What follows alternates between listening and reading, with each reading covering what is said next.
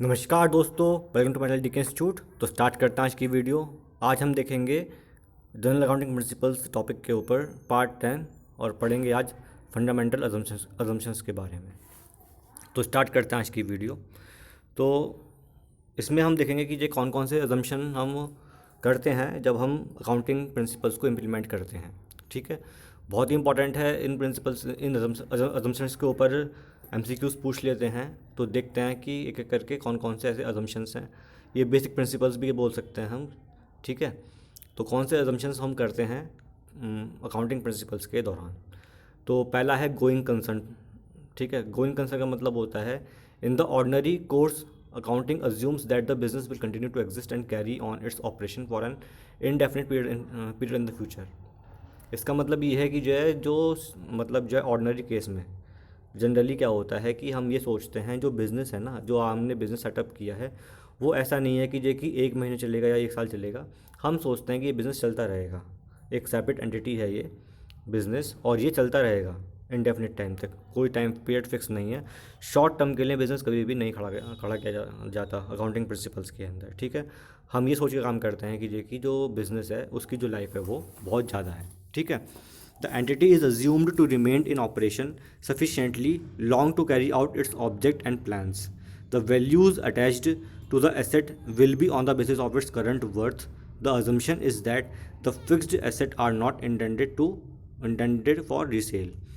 बात समझ में आ रही है? मतलब कि जो एंटिटी है, मतलब जो बिज़नेस है, वो ये अज्यूम किया जाता है कि ये ऑपरेशन में रहेगा बहुत टाइम तक, लॉन्ग टाइम तक। ठीक है ना, अपने जो उसके प्लान्स हैं, जो उसके ऑब्जेक्टिव्स हैं, उसको फुलफ़िल करेगा।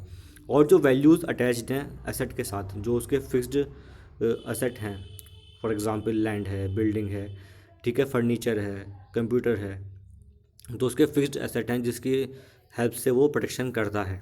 ठीक है, तो उसकी जो वर्थ है, वो जो करंट वर्थ होगी भाई आफ्टर डेप्रिसिएशन, जो उसकी वर्थ आज रहेगी वो मानी जाएगी। ठीक है, और ये अज्यूम किया जाता है कि जो फिक्स्ड एसेट है वो रीसेल के लिए नहीं लिया गया, उसको हमें दोबारा सेल नहीं करना, वो कंपनी के साथ अटैच ही रहना है हमेशा।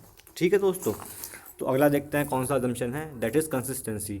ये अजम्पशंस भी बोल सकते हैं इसको, मैंने कहा ये प्रिंसिपल्स का ही के साथ ही अटैच है, तो कंसिस्टेंसी प्रिंसिपल के नाम से भी एमसीक्यू में पूछ सकते हैं। तो उसका मतलब क्या है, there should be uniformity in accounting process and policies from one period to another. Material changes if any should be disclosed even though there is improvement in technique. मतलब कहने का ये है कि जो भी आप पॉलिसी या प्रिंसिपल यूज़ करें अकाउंटिंग प्रोसेस में, तो वो प्रिंसिपल जो है आपको मतलब जो है पूरे ही प्रोसेस के दौरान यूज़ करना है। जो प्रिंसिपल आप एक बार फॉलो कर रहे हैं उसी प्रिंसिपल को आपको पूरे प्रोसेस में यूज़ करना है। पूरे अकाउंटिंग प्रोसेस में वो सेम प्रिंसिपल ही यूज़ होगा। ऐसा नहीं है कि जो है एक 5 टाइप के अकाउंट्स आप मेंटेन कर रहे हैं किसी कंपनी के अंदर और हर टाइप के अकाउंट में आपने अलग अलग प्रिंसिपल यूज़ किया। ऐसा नहीं, अगर ऐसा करेंगे तो आपके अकाउंट्स मैच नहीं करने के, आपका ट्रायल बैलेंस मैच नहीं करने का, और बाद में जो प्रॉफिट एंड लॉस अकाउंट बनता है वो भी नहीं बन पाएगा ठीक से। और कोई भी चेंजेस अगर आते हैं, ठीक है ना, असेट में कोई चेंज आ रहा है तो आपको वो डिस्क्लोज़ करना पड़ेगा। ठीक, चाहे वो जो चेंज आया है because of improvement in technology आया हो। जैसा कि हम जानते हैं कि भाई अभी 4G है, कल 5G आएगा, तो there is a change in technology. तो उसकी वजह से जो भी आप नए इक्विपमेंट परचेस करेंगे या अपने जो आपकी मशीनरी है या इक्विपमेंट हैं या जो भी आप टेक्नोलॉजी यूज़ कर रहे हैं उसमें अपग्रेडेशन करते हैं, तो वो सब चीज़ें हमें डिस्क्लोज़ करनी पड़ती है। ठीक है दोस्तों, चलिए आगे बढ़ते हैं। Next is accrual assumption. इसका मतलब क्या होता है, accounting attempts to recognize non cash events and circumstances as they occur. Accrual is concerned with expected future cash received and payment.